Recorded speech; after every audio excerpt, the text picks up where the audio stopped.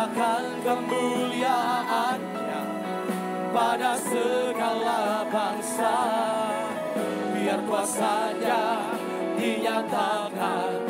Bersama-sama katakan, bangkitlah gereja Tuhan, pandang sekelilingmu. Generasi ini selamatkan ya Tuhan, ini doa. Mari sambil angkat tanganmu, generasi ini, generasi ini selamatkan ya Tuhan, selamatkan ya Tuhan, ini doaku. Sambil angkat tanganmu katakan, generasi ini selamatkan ya Tuhan, selamatkan ya Tuhan, ini doaku.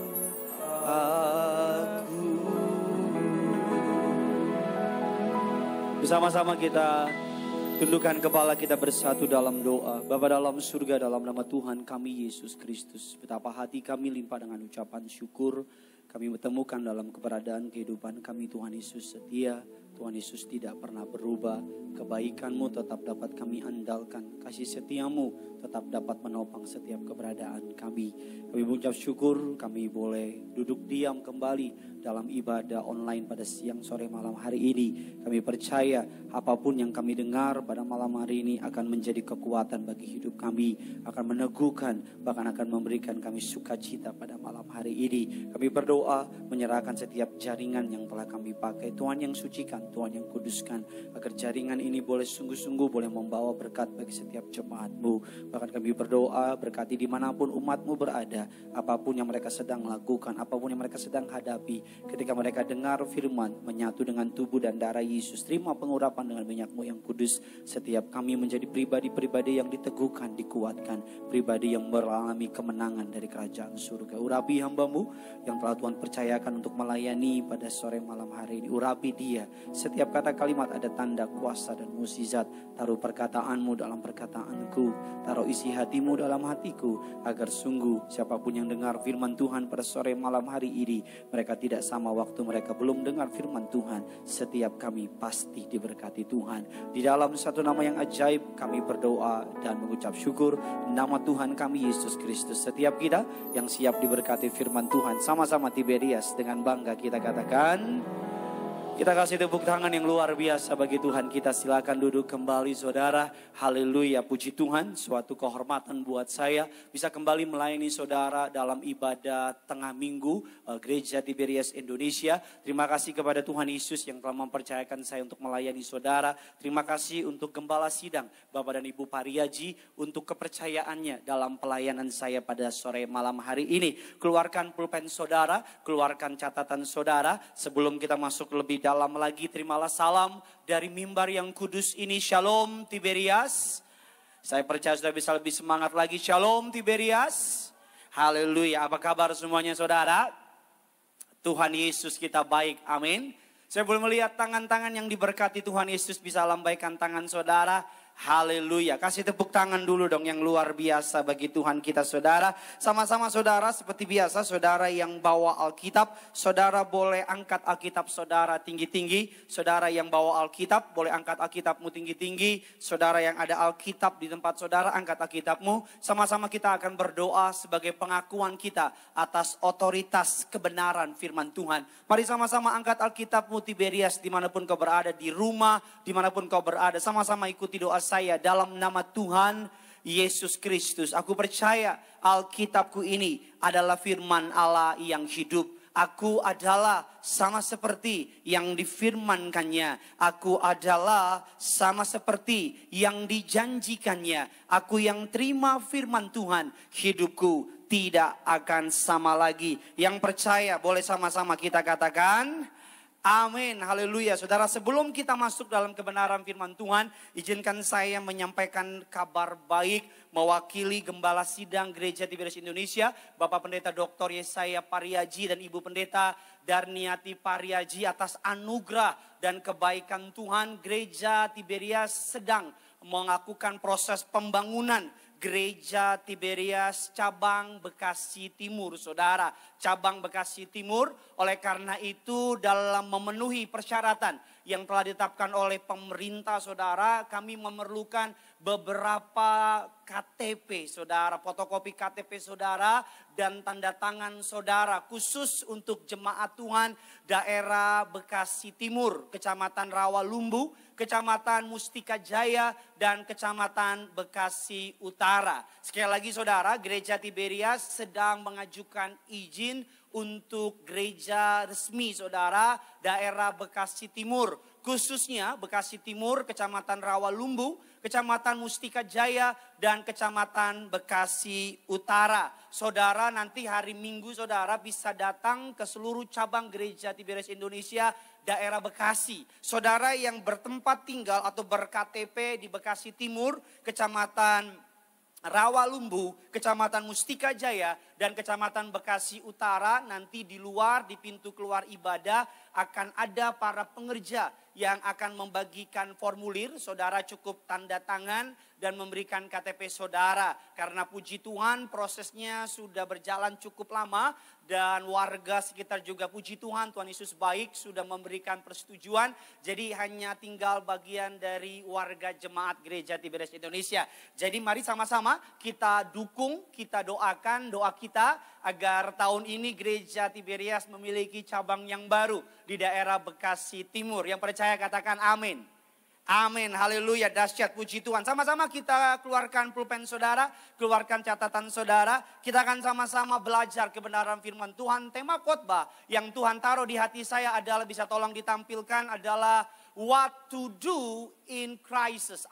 What should we do? Apa yang harus kita lakukan ketika kita menghadapi masa-masa krisis. Ketika kita menghadapi masa-masa guncangan. Ketika kita menghadapi masa-masa yang tidak menyenangkan. Kita semua tahu dimanapun saudara berada, kita berada di masa-masa yang kurang menyenangkan. Kita berada di masa-masa yang menyulitkan. Kita berada di masa di mana banyak orang tidak tahu kapan pandemi ini berlalu. Banyak orang tidak tahu kapan vaksinnya akan keluar. Dan kalau vaksinnya keluar, apakah akan menyembuhkan semuanya. Dan berapa lama dan sebagainya. Apakah ekonomi akan membaik. Ada begitu banyak pertanyaan. Dan kabar baiknya Alkitab saudara dan saya adalah Alkitab yang lengkap, yang sempurna. Sama-sama bilang sama saya, Alkitab saya lengkap dan sempurna. Saya mau bilang sama saudara, that's why kenapa saya selalu setiap kali memulai ibadah, saya suruh saudara kita sama-sama mengangkat Alkitab. Agar saudara tahu, saudara di dalam tangan saudara ada firman Allah yang hidup. Ada janji Allah yang hidup. Ada kesaksian-kesaksian giant killer. Para pembunuh-pembunuh raksasa. Para pahlawan-pahlawan iman. Ketika saudara menghadapi masalah, Alkitab telah memberikan kita jalan keluar. Katakan amin. Alkitab telah memberikan kita clue, petunjuk, kekuatan, dan perlindungan. Kita sama-sama belajar dari sebuah tokoh di perjanjian lama namanya Nabi Ayub. Ayub 1 ayatnya yang ke-20 sampai dengan ayatnya yang ke-22. Sama-sama kita baca. Kitab Ayub 1 ayatnya yang ke-20 dan 22. Saya baca ayat yang ke-20, saudara baca ayat yang ke-21 dan 22 saya bersama-sama. Karena gak ada jemaat, saya baca semuanya saudara. Mantap jiwa. Maka berdirilah Ayub lalu mengoyakkan jubahnya dan mencukur kepalanya. Kemudian sujudlah ia dan menyembah. Katanya, dengan telanjang aku keluar dari kandungan ibuku. Dengan telanjang juga aku akan kembali ke dalamnya. Tuhan yang memberi, Tuhan yang mengambil. Terpujilah nama siapa? Nama Tuhan. 22 Tiberias, sama-sama kita baca. Dalam Ayub tidak berbuat dosa dan tidak apa? Menuduh Allah berbuat yang kurang patut, saudara. Alkitab mengatakan Ayub diuji sedemikian rupa. Alkitab katakan bahwa hartanya dalam tempo beberapa saat habis. Karena ada pencuri, pembunuh dan sebagainya. Anak-anaknya habis dibunuh oleh yang namanya malapetaka. Bahkan bukan hanya sampai di situ, Alkitab katakan seluruh badan Ayub mengalami yang namanya koreng. Bahkan sampai harus mengambil beling atau kaca untuk menggaruk korengnya. Alkitab katakan Ayub adalah orang benar. Alkitab katakan kalau hal ini terjadi kepada orang jahat, kita akan berkata upah dari dosamu. Kalau hari ini terjadi dari orang yang tidak percaya, kita akan berkata makanya percaya Yesus, maka kamu akan mengalami itu. Kalau kita berkata hal ini terjadi kepada orang-orang yang tidak menyebut nama Yesus, tidak mengandalkan nama Yesus, kita mengerti. Tapi hal ini terjadi kepada Ayub, yang Alkitab katakan tidak ada kesalahan. Alkitab katakan di seluruh dunia ini orang saleh, Allah menemukan ada Ayub orang saleh. Kalau Allah yang menyebut, dia pasti benar punya. Tapi Alkitab katakan Ayub menjawab dengan sangat luar biasa. Ayub katakan bahwa terpujilah Tuhan, Allah yang memberi, Allah yang mengambil. Terpujilah nama Tuhan. Alkitab katakan bahkan Ayub tidak sama sekali menghina atau melawan Tuhan dalam ayat yang kita baca tadi. Apa yang mau saya bilang sama saudara? Apa yang bisa kita pelajari? What to do in crisis? Apa yang harus kita lakukan ketika saudara dan saya menghadapi masa-masa yang kurang menyenangkan? COVID-19 ini adalah musim di semua tempat. Biasanya kalau ada musim panas di Amerika, di belahan negara yang lain mungkin ada musim hujan atau musim salju. Kalau ada musim salju di Eropa, di belahan negara lain mungkin ada musim panas dan sebagainya. Tapi musim COVID-19 ini terjadi di semua bangsa. Terjadi di semua tempat. Musim ini berlaku untuk seluruh orang di dunia. Dan saya percaya saudara dan saya mengalami masa sukar yang sama. What to do in crisis? Apa yang harus kita lakukan di masa-masa yang berat ini? Poin yang pertama, pasti saudara nggak suka dengan poin yang pertama saya. Poin yang pertama di masa-masa kritis, apa yang harus kita lakukan? Yang pertama adalah taburlah benih terbaikmu. Saudara nggak salah dengar, saudara tidak salah baca, tapi di masa-masa krisis Tuhan mau saudara dan saya menabur benih terbaikmu. Kita buka firman Tuhan. Ayub memulai hidupnya dengan taburan yang baik. Ayub memulai hidupnya dengan langkah yang baik. That's why kalau saudara baca sampai dengan endingnya, sampai pada terakhirnya, saudara akan menemui bahwa Allah menyediakan hal yang terbaik bagi Ayub. Kita buka firman Tuhan. Taburlah benih terbaikmu. Ayub 29 ayatnya yang keempat. Ayat 29 ayatnya yang keempat, sama-sama Tiberias kita baca. 3, 2, 1, ya. Seperti ketika aku mengalami apa? Masa remajaku. Ketika Allah bergaul karib dengan aku di dalam apa? Di dalam kemahku. Dalam bahasa terjemahan Inggrisnya mengatakan demikian. My most productive time. Masa yang paling produktif dalam hidupku, Ayub mencari Tuhan. Ayub mengambil hubungan dengan Tuhan. Ayub mendekatkan diri kepada Tuhan. Ada banyak anak muda, di masa mudanya dia nggak cari Tuhan. Ada banyak anak muda, di masa mudanya dia jatuh ke dalam pesta pora dan sebagainya. Ada banyak anak muda, di masa mudanya dia nggak cari Tuhan. Tapi Ayub memberikan kita pengajaran. Ayub memulai hidupnya, memulai masa mudanya. Dengan apa? Menabur yang baik. Ayub menjalin hubungan yang dekat sama Tuhan. Ayub menjalin hubungan yang intim sama Tuhan. Saya mau bilang sama saudara, jangan jadikan masa sukar sebagai alasan untuk saudara berbuat dosa. Jangan jadikan masa sulit, jangan jadikan PHK, pengkhianatan, kekurangan duit dan sebagainya. Menjadikan engkau orang yang meninggalkan iman. Jangan jadikan masa sukar menjadikan engkau orang yang menyebalkan. Jangan jadikan masa sukar menjadikan engkau punya license untuk tidak setia. Jangan jadikan masa sulit untuk menjadikan engkau bisa berbuat dosa. Jangan jadikan karena engkau disakiti, engkau bisa balas orang menyakiti. Jangan jadikan karena orang berlakukan engkau tidak adil, engkau bisa perlakukan orang tersebut dengan tidak adil. Ayub memulai hidupnya di masa mudanya dengan menabur yang terbaik. Apa yang Ayub tabur? Menjalin hubungan dalam masa yang paling penting dalam hidupnya, mencari Tuhan. Kita buka firman Tuhan, biar saudara dan saya bisa lebih mengerti. Ayub 29. Ayatnya yang ke-12 dan ke-16. Karena aku menyelamatkan orang yang sengsara, yang berteriak minta tolong, juga anak piatu yang tidak ada penolongnya. Aku mendapat ucapan berkat dari orang yang nyaris binasa. Dan hati seorang janda kubuat bersukaria. Ini yang Ayub lakukan dalam masa mudanya. Ini yang Ayub lakukan, dia bukan hanya mencari Tuhan.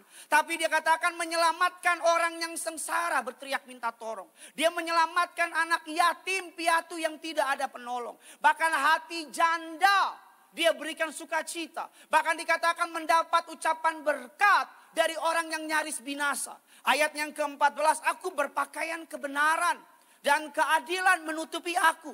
Seperti jubah dan serban. 15 sama-sama kita baca.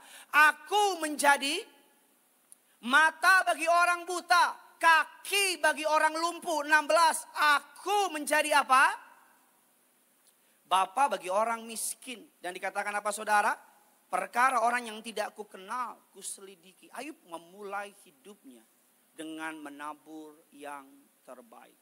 Kalau saudara di masa-masa sukar ini, engkau menabur yang terbaik. Saya tahu sulit, saya tahu enggak mudah. Tapi engkau tetap menabur kesetiaan.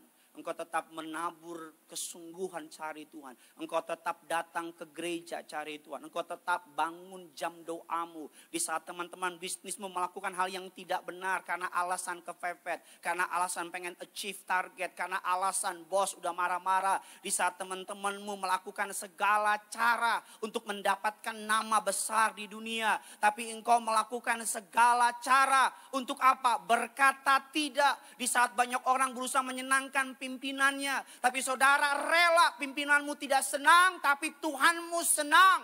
Engkau sedang menabur yang baik.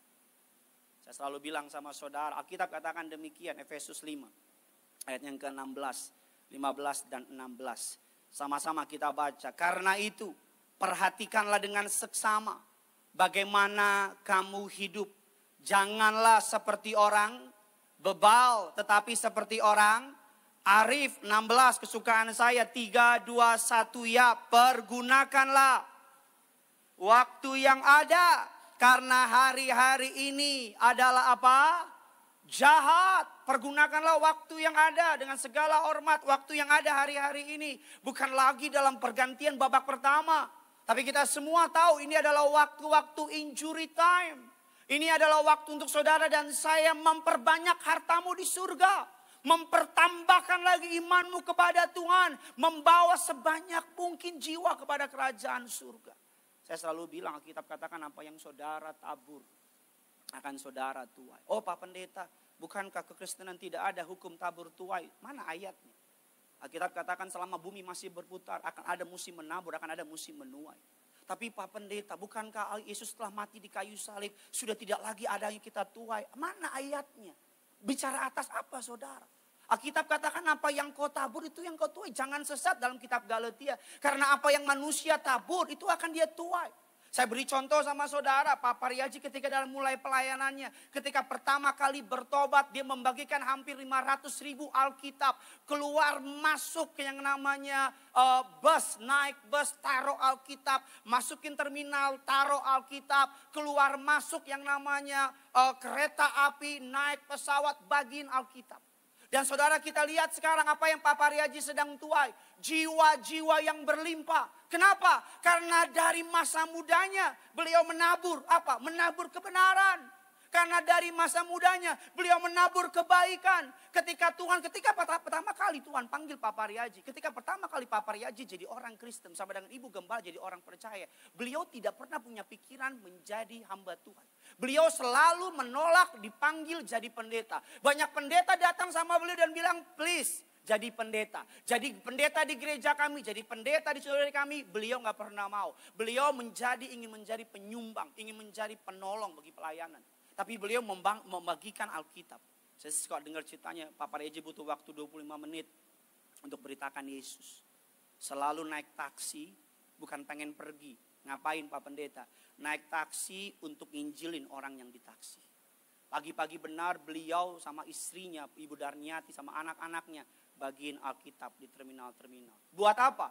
Untuk menyelamatkan jiwa. Setiap Alkitab yang Pak Pariaji bagiin, beliau tumpang tangan. Tumpang tangan apa? Setiap Alkitab yang baca nyelamatin satu jiwa, satu keluarga. Satu keluarga menyelamatkan, bertobat, terima Yesus. Kalau saudara tahu, pengurus Tiberias Balai Sarabiri, teman saya Matthew Munes. Suatu hari datang ke rumah Pak Pariaji. Bersihin rumah beliau karena dia orang desain interior. Waktu itu bukan penganut orang percaya. Pak Paryaji langsung injilin. Terima Yesus dan sebagainya. Saudara Matthew belum mau.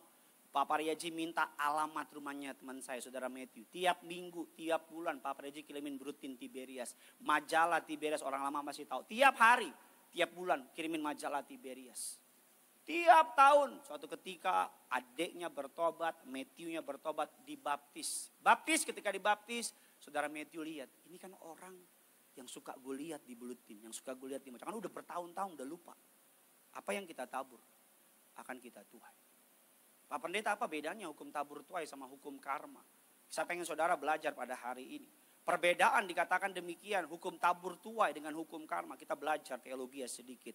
Hukum karma berkaitan dengan yang namanya reinkarnasi. Kalau hukum tabur tuai tidak percaya reinkarnasi. Ini perbedaannya. Kita percaya manusia mati hanya sekali dan akan dibangkitkan bersama dengan Tuhan Yesus. Katakan amin. Dalam Ibrani 9:27 saudara bisa baca ayatnya. Manusia dikatakan untuk mati hanya satu kali dan sesudah itu dihakimi. Di kedua dikatakan hukum karma, menabur kebaikan, mendapat nirwana, hukum karma. Tapi hukum tabur tuai, kita selamat karena iman kita kepada Yesus Kristus Tuhan.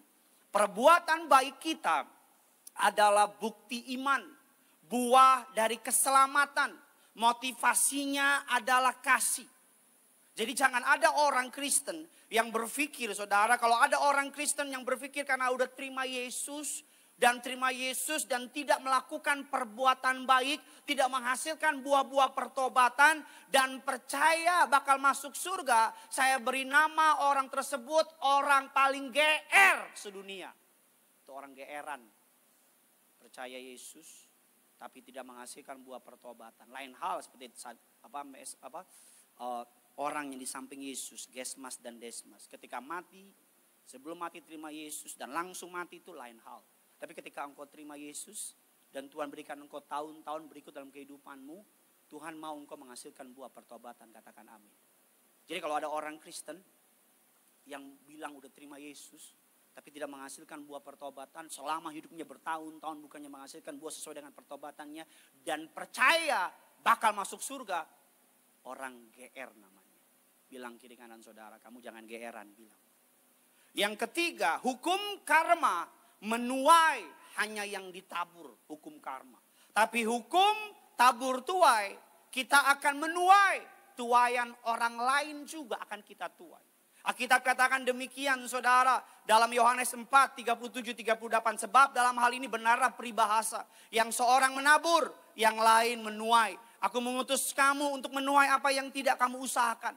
Orang-orang lain berusaha dan kamu datang memetik hasil usaha mereka. Pak Paryaji saudara, ada banyak orang menginjili orang-orang di kota. Ketika Pak Paryaji dipanggil Tuhan mengadakan baptisan selam, banyak orang-orang Chinese keturunan daerah kota datang minta dibaptis, terima Yesus. Sampai pendeta-pendeta yang suka nginjilin dan bilang, emang Pak Paryaji ngomong apa sih? Kok saya nginjilin kamu bertahun-tahun kamu gak terima? Kok giliran Pak Paryaji sekali ngomong langsung mau dibaptis? Ini yang saya beri nama. Hari-hari ini ada banyak orang menabur kebaikan, menabur firman Tuhan. Mungkin saudara yang akan menuai. Atau bahkan mungkin saudara yang taruh firman. Saudara ngomong sama tetanggamu tentang Yesus. Dan mungkin dia gak terima hari, tapi engkau sudah menanam benih. Dan mungkin berapa tahun kemudian benih itu bertumbuh, ada orang lain yang menuai. Dikatakan berikutnya ketika bicara hukum karma, apa hukum karma? Hukum karma itu bicara setimpal, bicara mekanis. Tapi hukum tabur tuai ada pengampunan, ada anugerah dari kasih dari Tuhan kita Yesus Kristus. Mazmur 103. Dikatakan demikian ayat yang ke-10, tidak dilakukannya kepada kita setimpal dengan dosa kita. Dan tidak dibalasnya kepada kita setimpal dengan kesalahan kita. Amin saudara. Saya mau bilang sama saudara, ayo taburlah yang baik. Pak Pendeta, saya punya masa lalu yang kelam. Ketika engkau datang sama Tuhan, bertobat, Alkitab katakan demikian. Allah tidak membalaskan sesuai dengan kejahatanmu. Tapi bertobat. Jangan gak bertobat. Pak Pendeta, dulu saya mantan orang jahat, dulu kan, bukan sekarang. Pak Pendeta, dulu saya orang gak benar, dulu kan, bukan sekarang. Jangan bilang dulu orang gak benar, hari ini kok masih gak benar. Bertobat. Saya selalu bilang sama saudara, kita gak pernah tahu kapan Tuhan datang. Hari-hari ini adalah hari-hari yang jahat. Ayo taburlah yang baik. Hari-hari ini saya sama istri tabur yang baik. Tabur yang baik, lakukan yang baik. Kalau engkau bekerja, bekerjalah yang baik. Kalau engkau seorang pelayan Tuhan, melayanilah dengan baik. Kalau engkau seorang istri, taburlah yang baik, Bu. Layani suamimu dengan baik, anak-anakmu. Perihal suamimu tidak memperhatikan perihal suamimu masih belum benar, taburlah yang baik. Karena kalau engkau tidak lelah dalam menabur kebaikan, engkau akan menuai yang baik. Pak, kalau engkau seorang pekerja, engkau berusaha dan belum ada jalan keluar, taburlah yang baik. Terus lakukan yang baik. Terus lakukan yang baik. Saya percaya apapun yang kita lakukan mengandalkan Tuhan, tidak akan pernah mempermalukan kita, saudara dan saya. Kasih tepuk tangan dulu buat Tuhan kita, saudara. Saya selalu percaya tabur yang baik. Ibu Gembala Sidang memulai ketika dia masa mudanya menjadi seorang apoteker di RSCM, Rumah Sakit Cipto Mangunkusumo. Karena latar belakang beliau adalah seorang apoteker. Bagi-bagiin yang namanya obat, saudara. Selalu terkenal di rumah sakit itu kalau ada orang ditabrak, orang miskin, rumah sakit nggak ada biaya, pasti carinya Ibu Darniati. Kenapa? Karena Ibu Darniati terkenal mau kasih uangnya. Sampai-sampai mamanya bilang, kok kamu kerja pulang bukan dapat gaji, malah keluar duit. Mamanya dulu berpikir, kayaknya kamu ini deh, dibodoh-bodohin deh. Kayaknya itu kerja yang gak bener deh. Tapi apa yang terjadi sekarang, apa yang dilakukan yang dulu, baik-baik itu semua. Tolong orang-orang miskin, tolong orang-orang susah, tolong orang-orang yang memerlukan. Tuhan gak tidur. Tuhan gak tidur. Saya ulang sekali lagi, Tuhan gak tidur. Kalau engkau orang-orang miskin dan orang itu gak bisa balas, jangan harapkan balaskan dari dia. Alkitab katakan demikian. Biar saudara dan saya bisa mengerti dulu. Alkitab katakan demikian. Sama-sama kita buka kebenaran firman Tuhan. Sebentar saudara ya, saya lihat 1 Korintus 3 ayatnya yang ke-16. Aku menanam, Apolos menyiram, tetapi Allah lah yang memberi apa? Pertumbuhan. Bagian saudara dan saya just tabur yang baik. Taruh benih terbaik saudara. Ada orang susah, lakukan yang baik. Ada orang miskin, lakukan yang baik. Ada orang memerlukan pertolongan, lakukan yang baik. Ada orang butuh saudara, tolong semampu saudara. Masalah balasan, jangan harapkan. Lakukan yang baik. Kalau orang ini gak bisa tolong, Tuhan akan pakai cara yang lain untuk tolong saudara. Kalau orang ini gak bisa bantu, Tuhan akan pakai cara orang lain. Saya selalu bilang sama saudara, tolong orang-orang yang susah. Orang-orang, sekarang kan banyak orang susah saudara.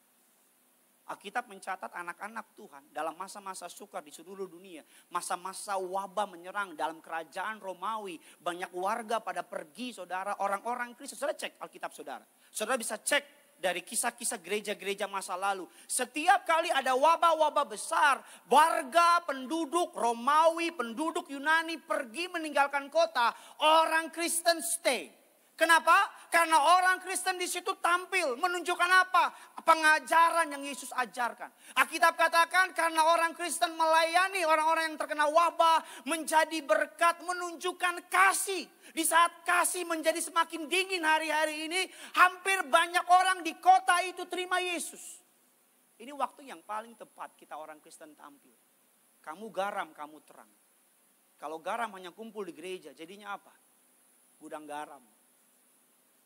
Kalau ada jemaat ketahuan, ini waktunya kita. Jadilah orang baik. Jadilah berkat. Taburlah yang baik. Engkau punya pembantu, jadilah orang baik sama pembantu saudara. Engkau punya anak buah, sekarang lagi heboh. Undang-undang cipta kerja, omnibus law. Saya gak tahu itulah. Saya mau bilang sebenarnya kita gak usah pusing. Apa pemerintah mengatur apa? Perlakukan anak buahmu dengan nuranimu sebagai orang percaya. Perlakukan anak buahmu dengan imanmu kepada Yesus. Gak perlu undang-undang. Kalau engkau tahu firman, engkau tahu Yesus, engkau akan perlakukan anak buahmu dengan takut akan Tuhan. Engkau akan memberikan hak dia. Engkau akan mengasihi dia seperti Yesus mengasihi engkau. Gak perlu pusing. Bagi kita anak Tuhan, undang-undang apa kek? Kita akan memberikan apa yang menjadi hak orang-orang yang kerja sama kita. Yang kedua, yang terakhir saudara, yang percaya katakan amin dulu. Kasih tepuk tangan dulu dong buat Tuhan kita. Mantap, gak ada yang tepuk tangan di sini, mantap. Telat loh pada ya. Yang pertama adalah taburlah benih terbaikmu. Saya selalu bilang, saya encourage saudara, this is our time.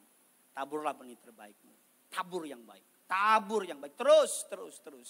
tabur yang baik. Dari semua penghasilanmu sisihkan untuk menabur. Jadi berkat, orang miskin, ada bagian buat rumah Tuhan, bagian untuk pekerjaan Tuhan, bagi. Bagian untuk keluarga, bagi. Tapi sisihkan benih untuk ditabur. Saya selalu begitu, sisihkan benih untuk ditabur. Untuk menjadi berkat untuk orang-orang yang sedang membutuhkan. Dan saya mau bilang bukan soal berapa besarnya. Tapi seberapa besar hatimu, ketulusanmu, kerinduan. Yang kedua, yang terakhir dikatakan, what to do in crisis. Yang pertama adalah menabur benih terbaik. Yang kedua adalah bertekunlah. Sama-sama bilang sama saya, bertekunlah. Yakobus 5 ayat yang ke-11, ini ayat yang terakhir. Sama-sama kita baca. 3, 2, 1, ya. Sesungguhnya kami menyebut mereka berbahagia, yaitu mereka yang telah bertekun. Kamu telah mendengar tentang ketekunan Ayub. Dan kamu telah tahu apa yang pada akhirnya disediakan Tuhan baginya. Karena, sama-sama kita baca bagian terakhir. Karena Tuhan Maha Penyayang dan penuh belas kasihan.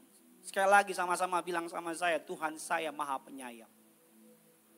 Sama-sama bilang sama saya, Tuhan saya penuh belas kasihan. Tahukah saudara, di masa-masa sukar ini Allah akan dapat mengejutkanmu dengan berkat-berkat yang buat engkau terkejut. Hari-hari ini saya sama istri, saya bilang sama istri saya, hari-hari Tuhan sedang menunjukkan sama kami. Berapa bulan yang lalu saya mengajar tentang serial khotbah tentang doa. Dan semenjak mulai hari itu kami berusaha menghidupi apa yang kami khotbahkan, apa yang saya khotbahkan. Berusaha memberikan waktu untuk Tuhan, prioritas, karena Dia adalah segalanya dalam hidup kita. Dan betul hari-hari ini apa yang tugas, tanggung jawab yang gereja percayakan kepada saya, dalam rumah tangga, dalam semuanya, Tuhan sertai. Dan selalu saya mau bilang, ketekunanmu kepada Tuhan tidak akan pernah sia-sia. Ada hal-hal apa yang perlu kita lakukan ketika kita bertekun. Saudara, bertekun di dalam firman. Ambil waktumu untuk baca firman. Ketika engkau keluar rumah, ambil waktumu. Poin yang pertama, bertekun dalam firman. Saudara bisa lihat ayatnya, tolong ditampilkan di layar. Saudara bisa lihat di ayatnya, saudara bisa baca nanti di rumah, bertekun dalam firman. Saudara, ayat Yakobus 1, 25, 1 Timotius 4, ayat yang ke-13, saudara catat di rumah. Ayatnya, bertekun dalam firman. Sebelum keluar rumah, baca Alkitabmu. Agar ketika engkau baca koran, engkau baca media online, engkau baca sosial media, engkau baca WA, ada berita buruk di sana, engkau sudah punya dasar. Engkau sudah punya firman. Firman ini menjadi perisai bagi hidupmu. Firman ini menjadi jaminan. Firman ini menjadi filter, saringan, menjadi yang menyaring semua kabar buruk. Apa jadinya? Engkau keluar rumah, engkau nggak baca firman, engkau nggak makan firman. Ketika engkau baca WA dari bosmu, engkau akan drop, engkau akan down, engkau akan hancur dengan kabar buruk. Tapi kalau engkau punya firman, bertekun dalam firman, baca. Ada seorang pengerja kita, sebut saja namanya Mawar. Saya tiap kali sosial media saya lihat semuanya firman. Live streaming 7 sesi, 7-7-nya ada. Kalau pengen tahu khotbah pendeta ini apa, lihat dia punya live streaming aja. Instagram semua firman. Tengah minggu, setengah makanan, setengah olahraga, habis itu firman. Dengar firman, baca firman. Berusaha selesaikan Alkitab. Saya sudah sampai di kitab Timotius, nggak nanya, saya kasih tahu. Sudah beberapa kali menyelesaikan dan akan terus baca. Sampai kapan? Sampai Tuhan panggil. Udah selesai, baca lagi dari awal. Setiap kali saya baca, saya ngomong istri saya, padahal saya udah baca berkali-kali ini ayat. Tapi kok setiap kali baca ada sesuatu yang baru sih? Setiap kali baca ada sesuatu yang berbeda. Itu firman Tuhan. Firman Tuhan itu in every season. Dia bisa ngomong beda-beda loh. Ayatnya sama, tapi momennya berbeda. Refleksinya, impresinya, kuasanya akan menampilkan sesuatu yang kau butuhkan. Yang kedua, bertekun dalam doa. Bertekun dalam firman, bertekun dalam doa. Jangan jadikan doa sebagai opsi terakhir. Alasan engkau mengalami masalah, alasan engkau mengalami masa-masa sukar, kemungkinan besar karena engkau menjadikan doa opsi terakhir. Jadikan doa opsi pertama. Kalau anakmu sakit, jangan langsung telepon dokter. Tenangkan dirimu, Tuhan anakku sakit. Habis itu ke dokter. Kalau ada sesuatu masalah, ada orang fitnah saudara, jangan telepon yang fitnah saudara. Ambil waktu sebentar, doa. What should I do Tuhan? Nyatakan jalan. Yang ketiga, bertekun dalam memikul salib. Whatever the price will be. Apapun harganya. Ada banyak orang pakai kalung salib. Tapi enggak semua orang mikul salib. Ada banyak orang pakai nama-nama Alkitab. Tapi enggak semua orang hidup sesuai dengan Alkitab. Pikul salib. Panggilan mengikut Yesus salah satunya panggilan siap menderita. Apa menderita? Saya bicara penderitaan dagingmu kau salibkan. Apakah tidak menderita saat orang lain jahat sama saudara, saudara harus mengucap berkat. Itu kan dagingmu berontak. Tapi kalau engkau mau pikul salib, bertekun pikul salib. Hari demi hari mematikan ke daging. Hari demi hari mati bagi dunia, hidup bagi Kristus. Saya selalu bilang, pertobatan ketika engkau terima Yesus. Ketika engkau bertobat, air mata bukan tanda pertobatan, tapi perubahan tanda pertobatan. Loh Pak Pendeta, saya nangis loh. Kalau engkau nangis, engkau menyesal telah menipu istrimu, engkau menyesal telah menipu suamimu, dan habis itu engkau melakukan lagi, engkau gak bertobat. Engkau sedang bermain peran.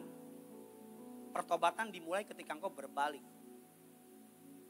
dari jalanmu. Ikut Yesus, itu bertobat.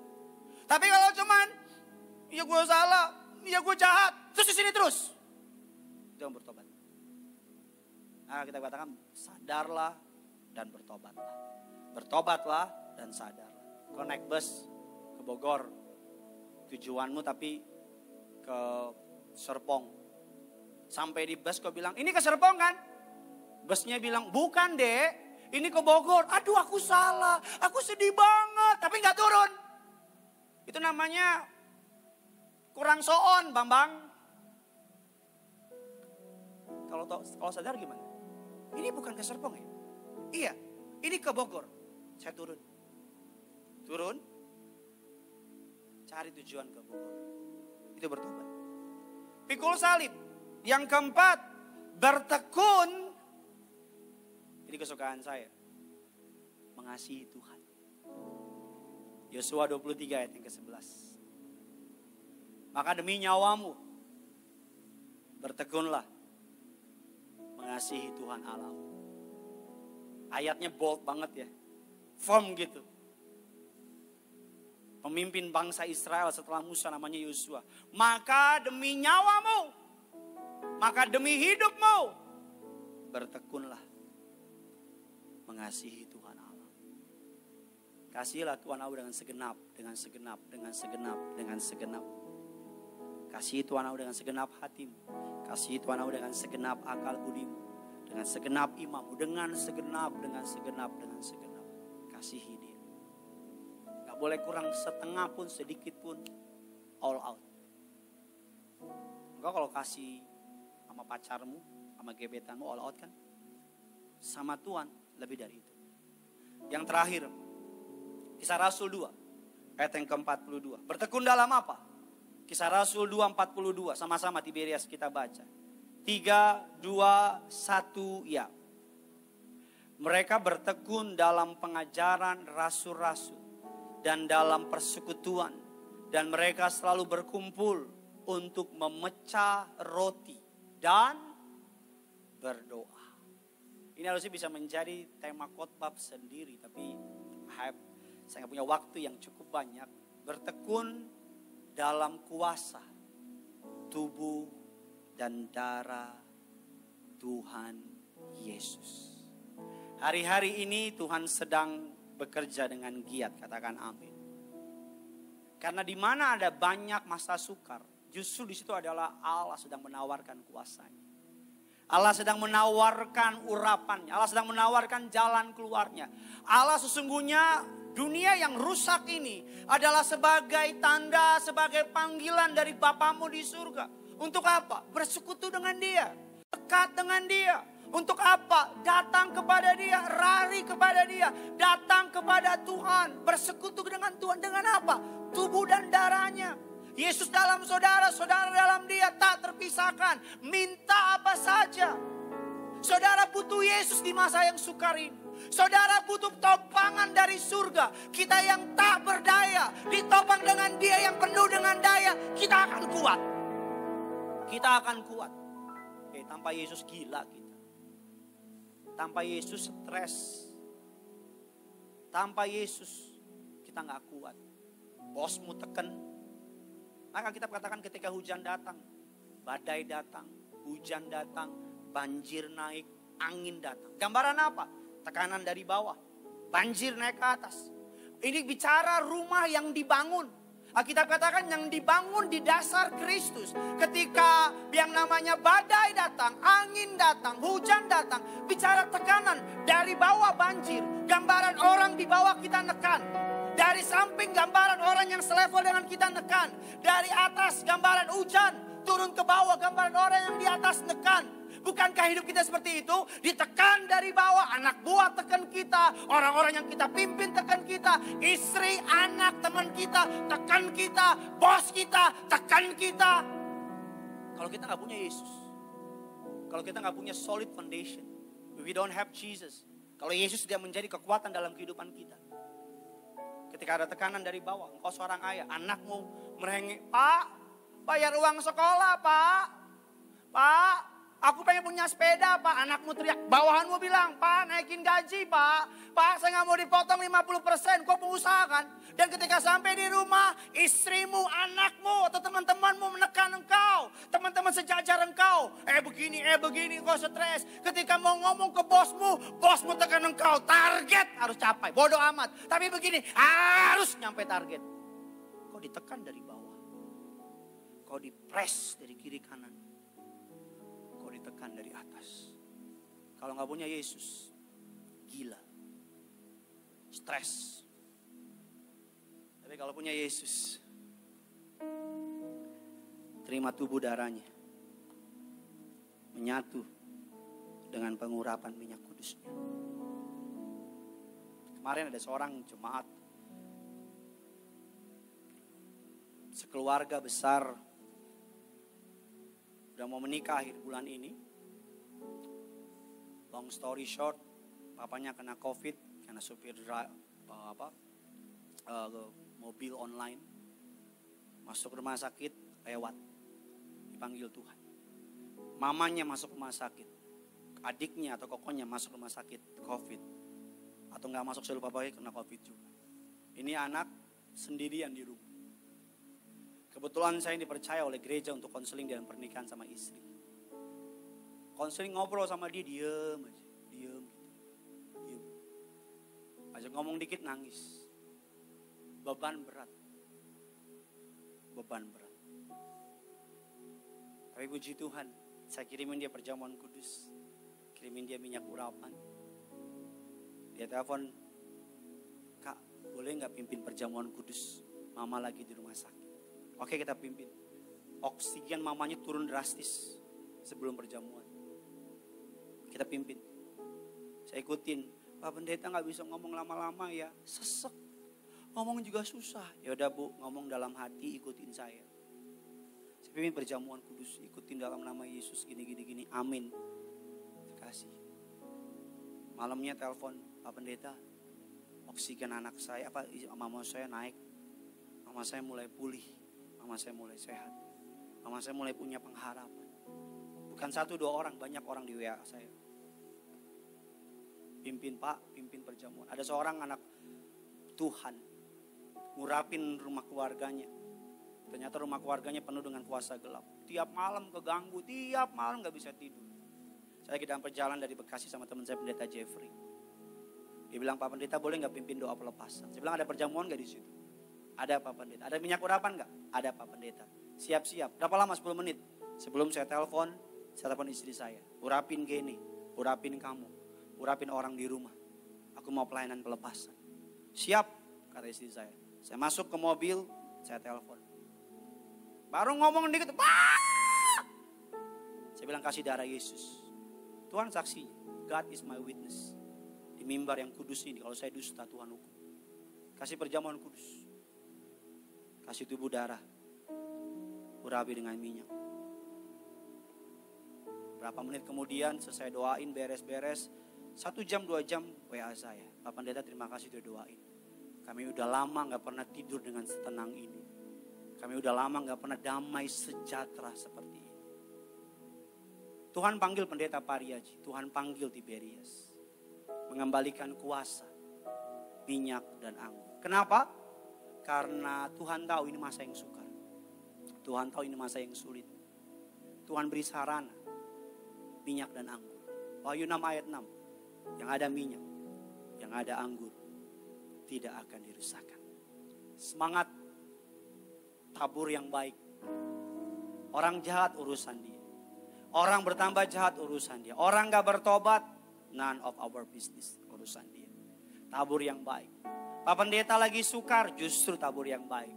Karena taburanmu yang baik, dengan ketekunan, dengan memandang kepada Yesus, dengan tekun pikul salib, tekun mengasihi Kristus, tekun melakukan bagianmu dengan setia, akan datang waktunya. Jeripayamu mengikut Yesus tidak akan pernah sia-sia, tidak akan pernah dipermalukan orang-orang yang mengandalkan dia. Saya tutup dengan satu cerita. Saudara tahu pohon bambu Cina yang tinggi-tinggi itu, yang sekali bertumbuh bisa 30-50 cm, 50-30 meter. Kalau saudara orang yang gak sabar, saudara gak akan pernah mau tanam pohon bambu Cina. Karena pohon bambu Cina, kalau pohon-pohon yang lain saudara tanam 1-2 bulan akan bertumbuh. Pohon bambu Cina, saudara tanam 1 tahun gak ada tumbuh. 2 tahun gak bertumbuh, 3 tahun gak bertumbuh. Di tahun keempat gak bertumbuh, di tahun kelima bambu Cina akan mulai bertumbuh setengah meter. Tapi berapa bulan kemudian naik 30, 20, 10 sampai 50 meter. Kenapa demikian?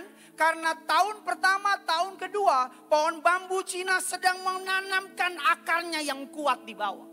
Karena ketika nanti pohon ini akan bertumbuh 30, 40, 50 meter tanpa akar yang kuat, ketika angin datang, pohon itu akan patah. Ketika angin datang, pohon itu akan hancur. Makanya setahun, 2 tahun, 3 tahun, 4 tahun, 5 tahun, saudara, pohon itu sedang menanamkan akarnya ke dalam bumi. Sedang memberikan air, sedang memberikan nutrisi, sedang memberi kekuatan kepada akarnya. Kalau hari ini kau gak melihat perubahan dalam kehidupanmu, dalam ekonomimu, dalam rumah tanggamu, dalam kehamilanmu, dalam semua, dalam apapun itu. Ingat, bukan Tuhan gak bekerja. Tapi dia sedang menanam akar yang kuat. Dasar menentukan ketinggian. Kau ingin dipakai Tuhan secara hebat, maka Tuhan sedang bangun dasar yang kuat. Dia sedang tanam. Kau sedang menanti waktumu untuk muncul. Engkau sedang menanti promosimu. Engkau sedang menanti pasangan hidupmu. Engkau sedang menanti jawabanmu. Sabar. Karena hari ini saya baru mendapat kabar baik dari Tuhan. Gak diduga-duga. I hope saya bisa cerita sama saudara. I hope. Tapi Tuhan baik. Sepanjang perjalanan dari kemari sama istri, nyanyi lagu gereja. Senang-senang. Kenapa? Tuhan menjawab doa saya. Sama seperti Tuhan menjawab doa saya. Bahkan even more, Tuhan juga menjawab doa saudara. Kita kasih tepuk tangan yang luar biasa bagi Tuhan kita. Tundukkan kepalamu, kita datang sama Tuhan. Taruh tangan kirimu di dada. Angkat tangan kananmu di hadapan Tuhan. Sama-sama bangkit berdiri, kita datang sama Tuhan. Gereja Tiberias Indonesia. Bagi Tuhan tak ada yang mustahil. Ku yakin saat kau berfirman, ku menang saat kau bertindak. Hidupku hanya ditentukan oleh perkataanmu. Katakan ku aman karena kau menjaga. Ku kuat karena kau menopang. Angkat tanganmu. Hidupku hanya ditentukan oleh kuasa-Mu. Tiberias, angkat kedua tanganmu dengan bangga, katakan, bagi Tuhan tak ada yang mustahil. Bagi Tuhan tak ada yang tak mungkin. Mukjizatnya disediakan bagiku. Ku diangkat dan dipulihkannya. Sama-sama kita kasih tepuk tangan bagi Tuhan kita. Sama-sama katakan, ku yakin saat kau berfirman. Katakan, ku menang. Ku menang. Yes. Saat kau berfirman. Jangan lagi kau takut, jangan lagi kau gentar. Angkat tanganmu, katakan, Hidupku hanya ditentukan oleh perkataanmu. Engkau yang dalam ketakutan, dalam badai kehidupan, ku aman. Ku aman karena kau menjaga. Engkau yang lemah, ku kuat. ku kuat karena kau menopang. Sama-sama malam ini katakan, hidupku Hanya ditentukan oleh kuasa. Mari sama-sama gereja Tiberias Indonesia, sama-sama dengan bangga katakan, bagi Tuhan tak ada yang mustahil. Bagi Tuhan tak ada yang tak mungkin. mukjizatnya disediakan bagiku. Ku diangkat dan dipulihkan. Bagi Tuhan, bagi Tuhan Tak ada yang mustahil. Bagi Tuhan tak ada yang tak mungkin. Mukjizatnya disediakan bagiku. ku diangkat Dan dipulihkannya. Biar musik malam dengan lembut, waktu saya tidak banyak saudara, tapi lebih dari itu Tuhan sanggup pergunakan waktu yang ada ini untuk tolong saudara, untuk berkati saudara, untuk pulihkan saudara. Lihat, aku mengetuk di depan pintu dan mencari adakah orang yang akan membukakan pintu dan aku akan masuk seiringan dengan dia. Hari-hari ini masa yang sukar, masa-masa yang sulit, masa-masa yang berat. Mungkin kau menonton khotbah ini dengan air mata berurai di pipimu. Mungkin kau menonton dalam keadaan kekurangan. Mungkin kau menonton dalam tekanan, ancaman pemecatan. Atau bahkan mungkin kau menonton sedang menantikan deadline untuk bayaran anak-anakmu. Deadline untuk bayaran cicilan rumahmu. Untuk apapun itu hari ini, angkat tanganmu. Saya percaya kuasa Tuhan tidak berubah. Arahkan tanganmu kepada TV, percaya. Tuhan Yesus yang sama, Tuhan Yesus yang dulu tolong bela saudara, malam ini dia akan tolong bela saudara. Hari ini angkat tanganmu, arahkan tanganmu kepada TV dengan iman, percaya kepada Yesus, bukan kepada saya, tapi kepada Yesus, dan mulai percaya. Klaim janji firman Tuhan, berdiri di atas pondasi yang benar, firman Allah yang hidup. Alkitab katakan Yesus Kristus tetap sama dulu, sekarang, dan sampai selama-lamanya. Alkitab katakan segala kuasa telah diberikan kepada aku, baik di bumi, baik di langit. Alkitab katakan nama di atas segala nama. Nama di atas kekuranganmu, nama di atas kemiskinanmu, nama di atas ketakutanmu. Hari ini arahkan tanganmu kepada TV dengan iman, klaim nama itu. Dengan iman, katakan imanmu, nama itu berkuasa. Nama itu lebih hebat dari kemiskinan, dari COVID-19. Hamba berdoa dalam nama Bapa, Putra dan Roh Kudus. Hamba tidak berhenti di sini. Hamba percaya Romo yang Kudus terus bergerak. masuk ke dalam hati, ke dalam kamar, ke dalam rumah tangga. Pribadi lepas pribadi. Mereka yang sedang terdesak, Tuhan buka laut merah buat mereka. Mereka yang sedang mengalami kekurangan 5 roti 2 ikan, disediakan buat mereka. Mereka sedang mengalami sakit penyakit, sama seperti Tuhan membangkitkan Lazarus, menyembuhkan mertua Petrus, dan membangkitkan orang-orang yang mati, mengangkat sakit penyakit. Kuasa yang sama mengalir dalam nama Bapa, Putra, Roh Kudus, dalam nama Yesus. Mereka sedang mengalami ikatan kuasa gelap, dalam nama Yesus Tuhan berikan kelepasan. Hari ini hamba berdoa, firman Allah tidak di atas kata-kata, tapi di atas kuasa.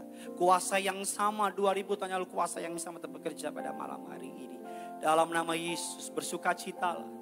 Dalam nama Yesus terimalah janjinya, terimalah anugerahnya. Hiduplah dalam kepenuhan kasih Kristus. Nikmati kebaikannya, nikmati tubuh dan darahnya, nikmati pengurapannya, nikmati karya keselamatannya. Angkat kedua tanganmu di hadapan Tuhan. Tutup matamu, angkat kepalamu. Angkat lagu ini sebagai doa saudara. Seakan-akan kau mengatakan sama Tuhan. Bagi Tuhan tak ada yang mustahil. Bagi Tuhan tak ada yang tak mungkin. Mukjizatnya dengan bangga bilang, ku diangkat, ku diangkat. Sama-sama engkau orang percaya yang telah ditebus oleh darahnya. Bagi Tuhan tak ada yang mustahil.